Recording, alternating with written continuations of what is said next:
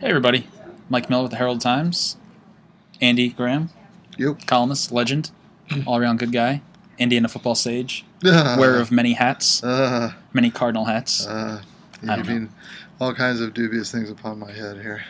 literally. But- Well, it's finally a game week. Oh, thank Thankfully, God. thankfully. I mean, the preseason seem interminable anymore with the 24/7 news cycles Yeah. and stuff. It's like, boy, am I ready for some football? I feel like, and it just sort of seems like we've written the same stories 12 different ways in It the last does. month, so it's finally going to be And nice. you were to even in have Canada for a while, but Yeah, I mean, I only had one less week to do this, and I feel it's still like I've been rewriting stories for the last 2-3 weeks. Well, anyway, it's game time. It's a game week. It's a football Saturday here in Bloomington. Indiana State coming down here to open up the regular season with Indiana tomorrow, Saturday, noon o'clock over at Memorial Stadium. Really curious to see a couple things tomorrow, Andy. Just want to start. We had the live chat today, and we had one reader ask, what do you sort of consider success and failure tomorrow? And I'm not really sure this game you can really call anything a success or failure, but there are a few things I'm certainly looking to see, and a lot of them come on the defensive side of the ball. Obviously, I mean that's still the big question for Indiana. Obviously, with the new 3-4 defense and sort of the new personnel, new scheme, new approach to everything.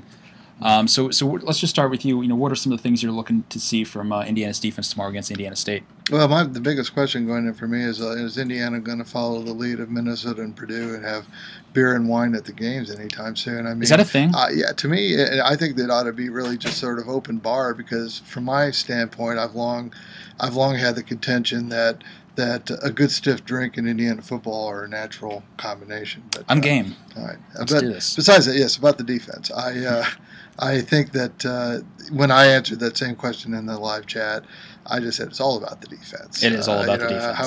How fast do they play? Exactly. How are they tackling well? Do they look like they know what they're doing? Are they not blowing assignments? Are they properly aligned? How many big plays have they given up? All of that stuff.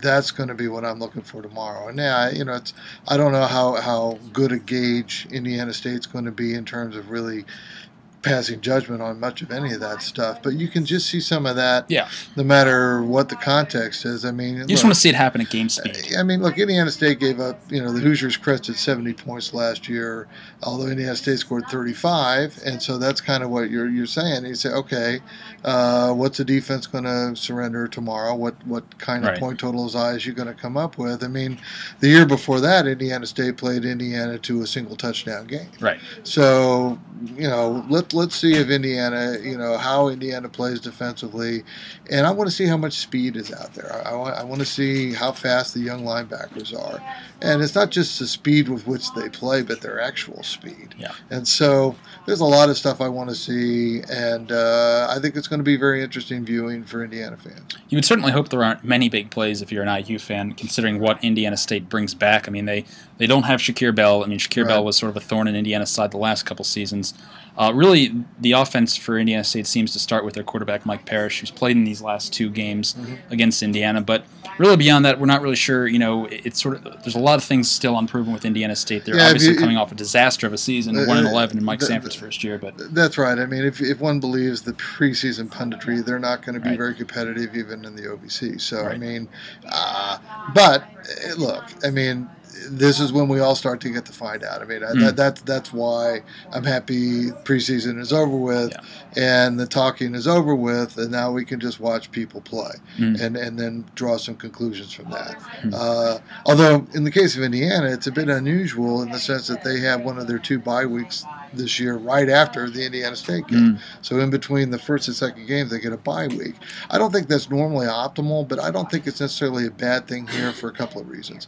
I think because there's a new defensive coordinator, because they're trying to sort things out in regard to, let's see what sort of mistakes are made. I think Right. it's not necessarily a bad thing to have a shakedown cruise, then get 2 full weeks Prepare to for work on Bowling all of Green. that stuff with your young defensive guys before you face a pretty good challenge on the road against Bowling Green. really, and yeah, you're absolutely right. You get that sort of extra week to prepare for really what should be a pretty interesting, good test. real tough Very stretch, good. really, because you're going to Bowling Green, which is not a given. It's going to be a game Indiana's going to have to work for. Right. Then you got to go to Columbia and face Missouri, which is going to be absolutely huge challenge, obviously. Very difficult. Then you have Maryland at home, and that's a big one for Indiana because if they can sort of have a good showing there and possibly pull out a win, it really sets them up nicely moving forward. And as we learned last night, there really aren't any givens at this point. We saw how Rutgers played in that game last night at Washington State. Win for them on the road. Indiana needs to capitalize on this early portion of the schedule. The Maryland game's huge. I mean, and once again, it's not to look too far ahead. It's never all that fruitful,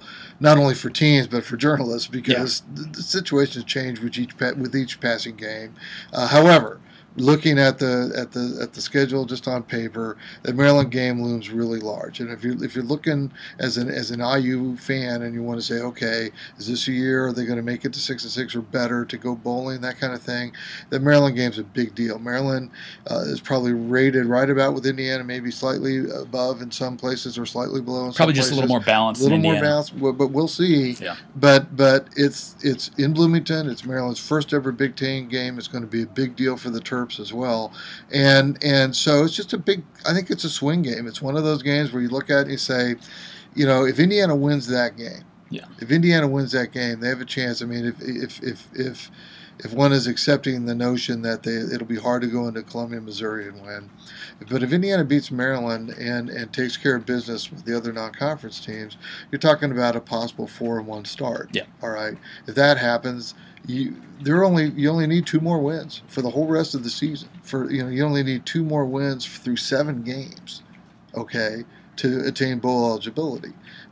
So then, obviously, there's a lot of tough stretches, but I think the other bye comes at a good time. Very key time. Because it bisects the season where they have 5 games and 6 games, but it bisects that.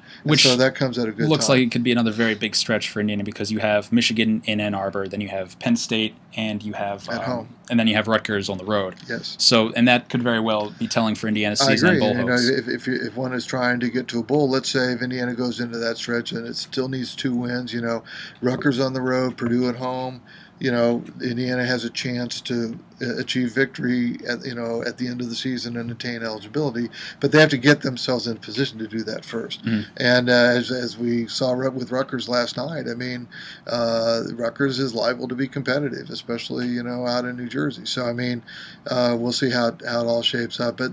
The good news is tomorrow we get to start seeing how it's all going to shape up. Yes. We actually get to see the Indiana kids. It's one of those things where they're really anxious to play. And it's kind of interesting, just being around the program, even on the periphery. There's real confidence there, and it's not braggadocio. It's not like they feel like they've proven anything. It's not like they think anybody else should necessarily believe in them because of. They haven't proven it yet. I do think, though, there's a real undercurrent of confidence, even among the defensive players, which I don't know that I've sensed in a while. There was always the talk.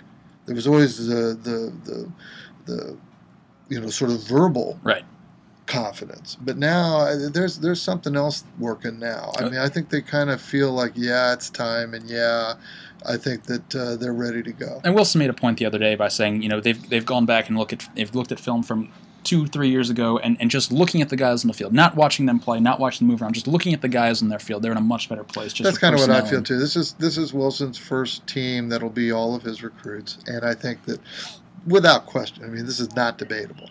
Just for educational purposes, fans can take a look at Bill Lynch's last recruiting class at Indiana, then look at Kevin Wilson's first class, and look at how the careers of those players went, and see an immediate upgrade. It's a stark contrast. We were talking about it in the office last night.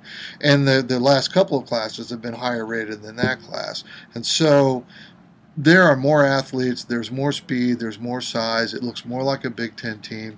Once again, confidence, more athleticism. This doesn't automatically translate into wins. And there's certainly going to be growing pains with the defense still. It's not going to be fixed overnight. They're still going to give up big plays. They're still going to screw up. They're still going to be out of position.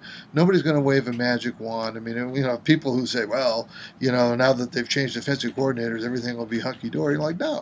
I've never laid the defensive problems just at Doug Mallory's feet. I've never done that, and I don't think anybody else should either. There's a lot of work that needs to be done here. However, just looking at the team, watching practice, I don't think there's any question they have made progress as a program. And at some point, probably that's going to pay off, and that's what I think. And what I really like, what I really want to know, and I want to see comments on this, is what you guys all think of Mike Miller's new glasses, which I think are really stylish, and have the added benefit that he can actually now see you guys when he's out and about. That is unquestionable. I can now see things. I can see all the things now. So happy to see you. Happy to see all of you. Happy to get the season started. He's always possessed, I think, a really good inherent vision philosophically. But now he has vision in fact, which is great. It means a lot. It's important. Anyway, thanks, guys. See you.